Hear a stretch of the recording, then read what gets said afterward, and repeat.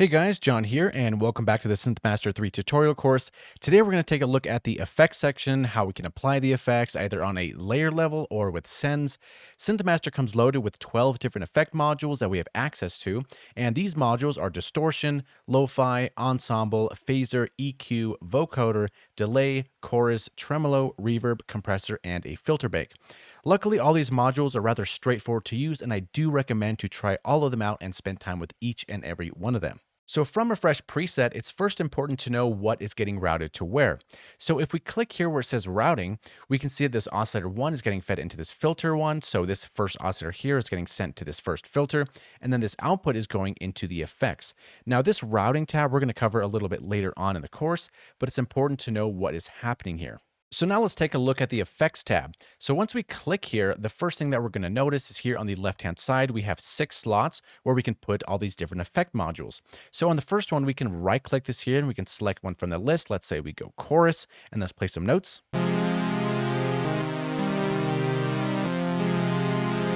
So now the layer is going to be ran through this layer effects here. We can disable the chorus by itself, and it's dry, or we can turn this back on or turn it off on a layer effects level.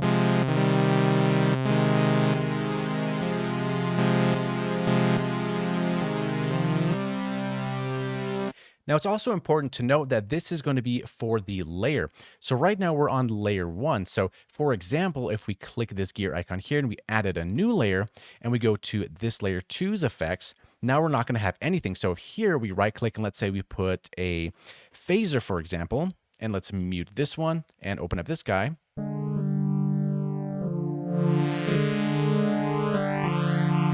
This layer 2 is going to have this phaser on the effects, and then if we go back to layer 1, let's mute this one and unmute this first one here. Now here on the effects is going to be chorus. So essentially, this is going to be the layer effect. So each layer gets its own effect stack, which is really important to understand. So from a fresh preset, what often happens is, let's say we're working on a layer, we have all these different effects here on our effects layer, and we add another layer, but we want to copy all those same effects and we don't really want to do this manually. So for example, we're on layer 1, let's say we right click, add a distortion, lo-fi, and then maybe an ensemble. So let's say these are our 3 effects that we like, and we go up here to this gear icon, we add a new layer, and we want to use the same stack. So here, there's nothing here because they're per layer effects. So for example, if we go to our first layer, we can go to this stack, to this gear icon, and we can go copy layer 1 effects, and then we can go to the second layer, and then we can click this gear, and then we can paste these here. So now we have all these things like that. So this gear icon is very helpful because we can lock layers from parameters getting changed. We can save these presets, which is really cool because let's say we have an entire stack that we'd like that we've set up and we want to save this for future use. You can click this gear icon and we can save this rack here on the save preset. We can also do this individually if we click on, let's say, lo-fi, for example, and we like the settings that we did here and we really want to keep this. We can click this gear icon and we can also save this preset. We can lock these as well too, or we can reset things back to their default values, which is really nice. So one thing that's nice about locking different types of parameters here in the effects is, let's say, for example, we have layer 1, and let's go here and add a distortion, again, a lo-fi, and then also an ensemble. And then we're going to go to this gear icon, we can add new, and let's say for this guy, we also want to add a distortion, and maybe that's all for now. So let's say, for example, this is what we have. Now this distortion, let's say we want to put the effects mix maybe down here and put this drive up all the way, and maybe have something kind of like this. So let's say on this first layer, we like all these things, but we have this distortion. We just want to add these other ones. So in this case, we can go to layer 2 and say, this distortion, let's go to this gear icon and let's lock this here. So now this isn't going to change. So we can go to layer 1 and we can copy all this effect stack. Let's go to copy the values here, go to layer 2. And then now once we start pasting these values here, we get the additional stuff here, but also since this was locked, these values aren't going to change like they are different here. So that's something to keep in mind if you're trying to copy different effects and you don't want everything exactly copied. Lock comes in quite handy for that. It's also important to remember that we locked different things. So for example, if we were here on our layer 1, we go to our effects, let's add a distortion, let's add maybe a delay, and let's also add a chorus. So if this is our effects stack and we want to lock this layer effects, we go here to this gear icon, and then we lock the layer 1 effects.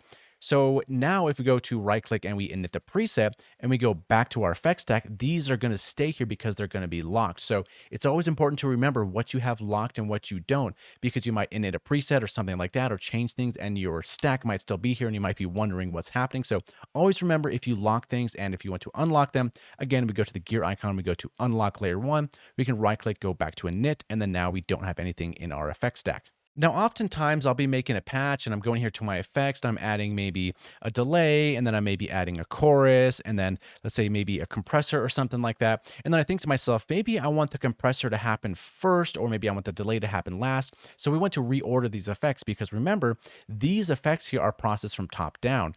So what's coming out of this filter here as of this routing going into the effects, the first one it hits is going to be the delay, then it's going to go to the chorus, and then it's going to go to the compressor. So maybe I want the delay to be maybe at the end. So we just have to click and we can drag it to wherever we want to. So maybe we want to put that here, and then maybe the chorus, we can put that after the delay, something like that. And we can maybe right click this here and maybe put an EQ and then maybe put our compressor up like this, and then our delay like that, and then our chorus. So we can always change the order of effects just by clicking and dragging them where we want them to be. Okay, so next up, we're going to talk about the output send, the bus 1 send, and the bus 2 send. So for this example, let's change out our waveform from sawtooth to a sine wave. And what we're going to do here in our effects, we're going to right click this here and go to distortion, and we're going to bring the drive all the way up, the effect mix, so the dry wet mix. So we're going to have a very distorted signal and bring down our master volume. So we essentially have a very distorted sine wave. If we disable this, we have our sine wave and then our distorted sine wave, which is no longer a sine wave. Okay, so in this case, we're processing this through this distortion module and it's getting sent to our final output, and we can bring the volume up or down here. Now we also have bus 1 send and bus 2 send. Now to get to these here, on the bottom left-hand side of the synth, we see something called effects bus. So when we click this, we have two other stacks here, both with 6 insert slots each.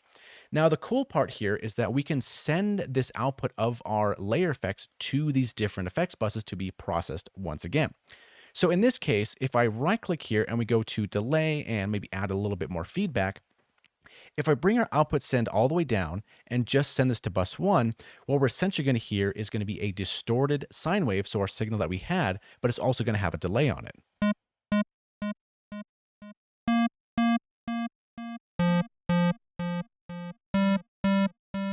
Now we can do the same thing if we bring this back down and then on effects bus 2, let's do something like a reverb, for example, and then turn up the bus 2 send.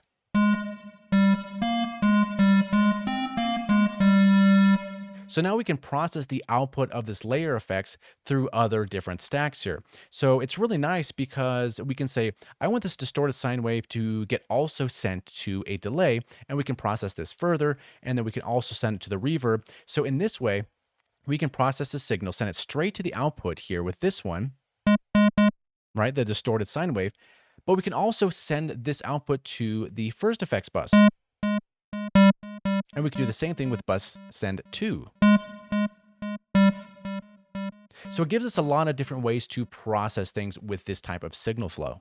So there's lots of different configurations that we can set up to send this here, send that there, put different effects on different stacks, and so on and so forth. But the important thing to remember is that the output of this layer effects is what's going to be fed into FX bus 1 or FX bus 2.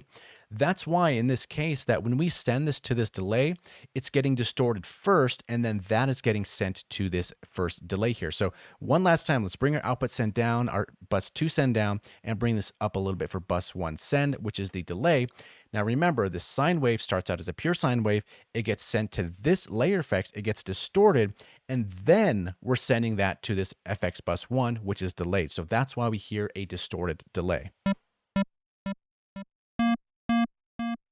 And the same case goes for the reverb, so we're going to hear a distorted sine wave get reverberated.